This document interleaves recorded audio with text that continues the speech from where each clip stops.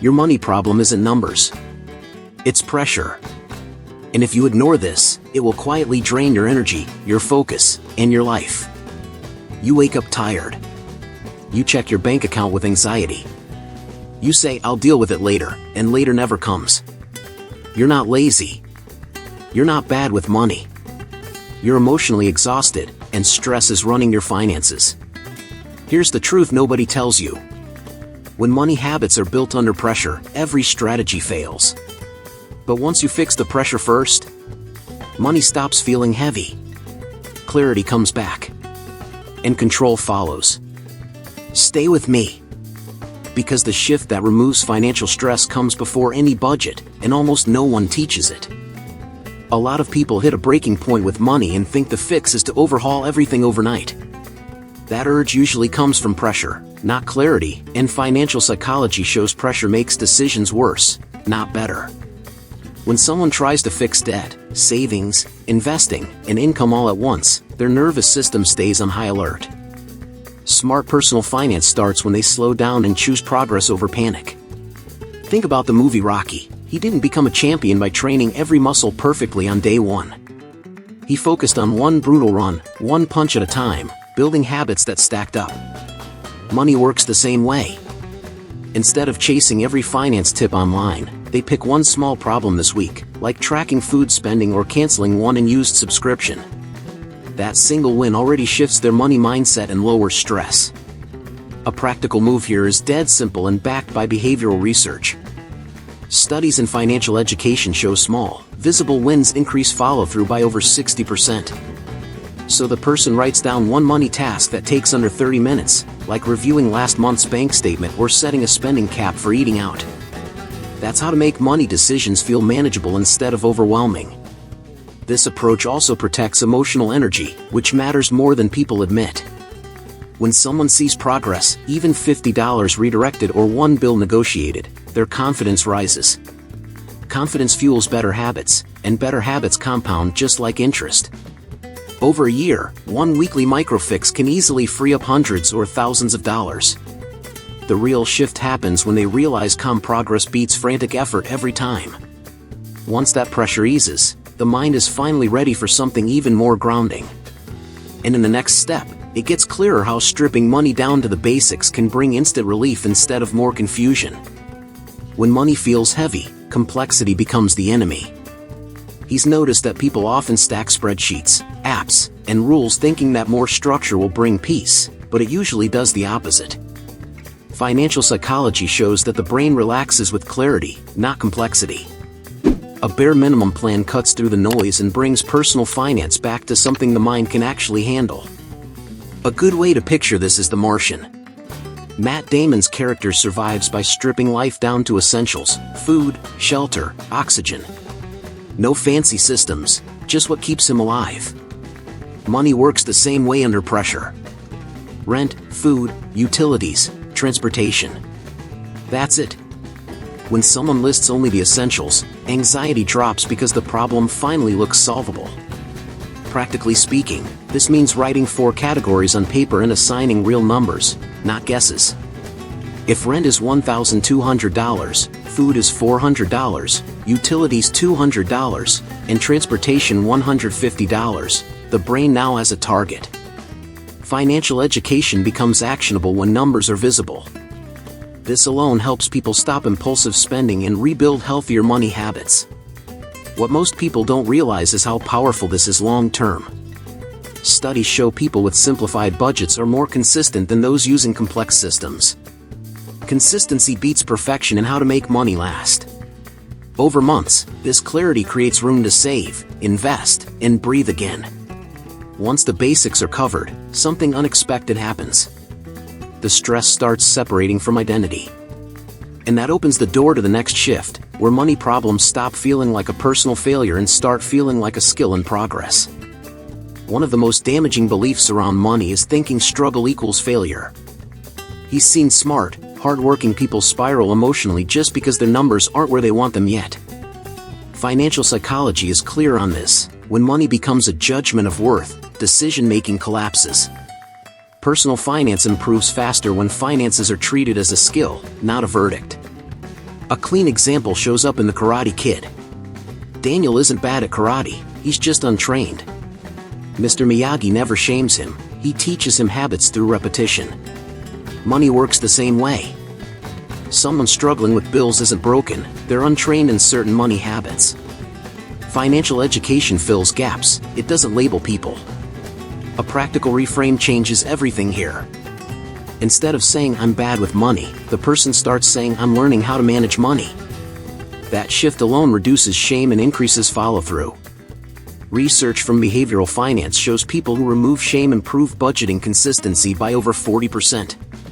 This is how to make money decisions from growth instead of fear. Concrete action matters too. A person might pick one book like The Psychology of Money by Morgan Housel or Rich Dad Poor Dad for mindset shifts. They can also follow one trusted finance tip source instead of 10 noisy voices. These steps turn confusion into competence and slowly rebuild confidence. Once self-worth is no longer on trial, the mind gets quieter. And when the noise fades, it becomes obvious how too much advice can sabotage progress. That's where the next step locks things in with one simple rule that actually sticks. Most people don't have a money problem, they have an overload problem. He sees it all the time: podcasts, TikTok tips, YouTube gurus, all shouting different versions of how to make money. Financial psychology calls this decision fatigue, and it quietly drains motivation. When advice multiplies, action dies. Real personal finance progress comes from simplifying the rules. A solid reference shows up in Moneyball. Brad Pitt's character ignores traditional opinions and commits to one data-driven system. He doesn't debate it daily, he trusts it. Money habits work the same way. Instead of chasing every finance tip, a person chooses one rule like if it's not planned, I don't buy it. Simple, boring, effective. This rule becomes a filter, not a restriction. Practically, before spending, they ask one question: was this planned? If yes, move on. If no, wait 24 hours. That pause alone reduces impulse spending by up to 30%, according to consumer behavior studies. This is financial education turned into daily behavior, not theory. Over time, this single rule builds discipline without stress. Consistency creates trust in oneself, and trust fuels better decisions. After 6 months, that rule can easily protect thousands of dollars from emotional spending, especially during tired or stressful days. Once the noise dies down, another need becomes obvious. Even with rules, the nervous system still wants safety. And that's where the next step introduces a small buffer that changes everything emotionally. Most people think saving is about the amount, but financial psychology says it's really about emotional safety. He's seen people with high incomes panic because they have no buffer, while others with modest savings sleep better at night. Personal finance starts to feel lighter the moment someone knows they have a fallback, even a small one.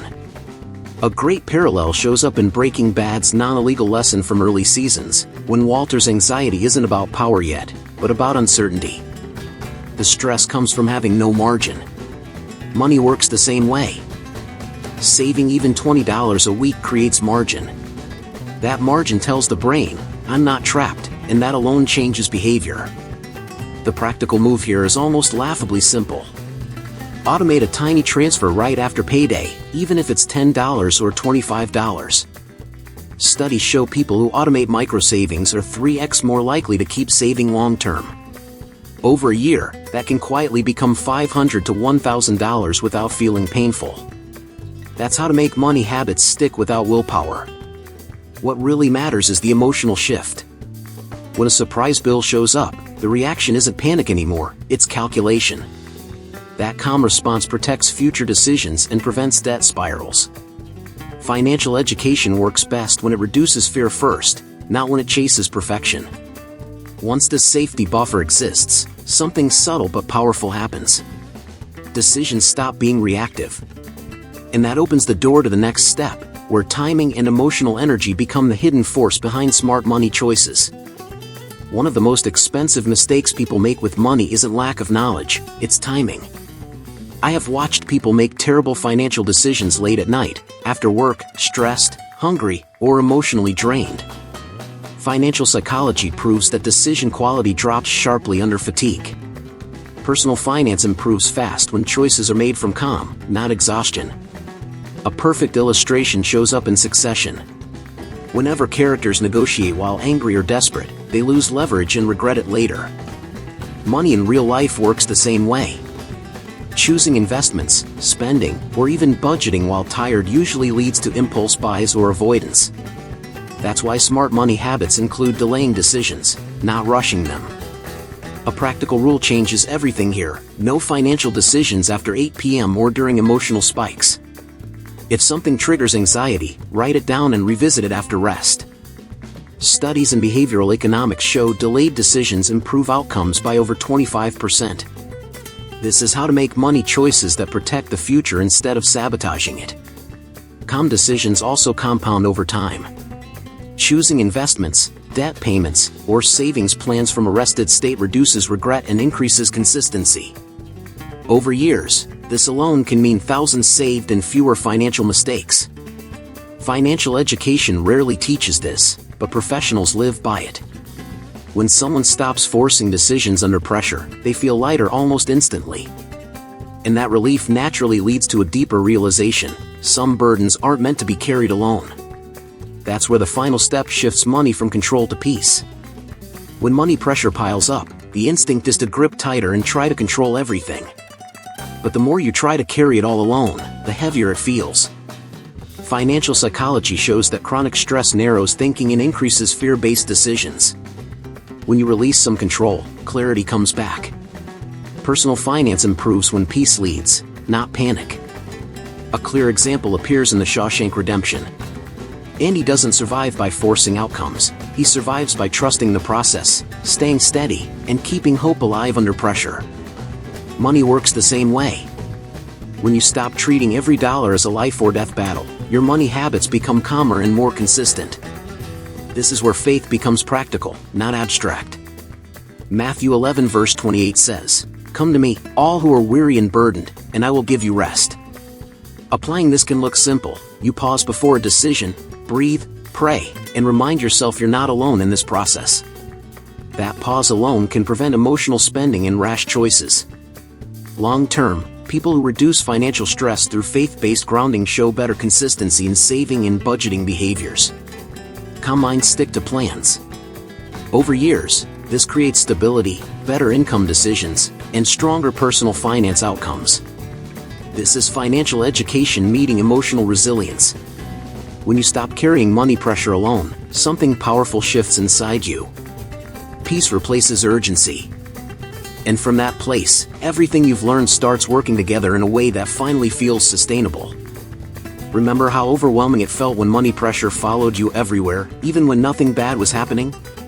Now you understand that the problem was never just numbers, it was emotional exhaustion driving your money habits. You've already learned how to slow down, simplify decisions, protect your energy, and build a money mindset that works in real life. This is how personal finance stops feeling like survival mode and starts feeling intentional. So here's the real question: which habit are you going to apply first? Will you simplify your plan, protect your calm before decisions, or finally build that small safety buffer?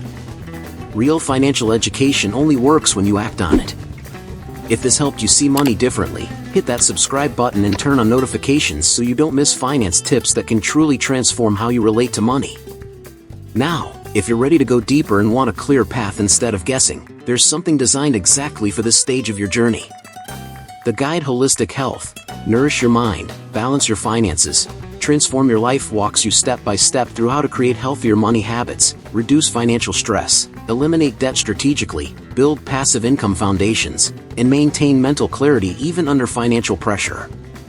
This isn't theory, it's a practical system you can apply immediately.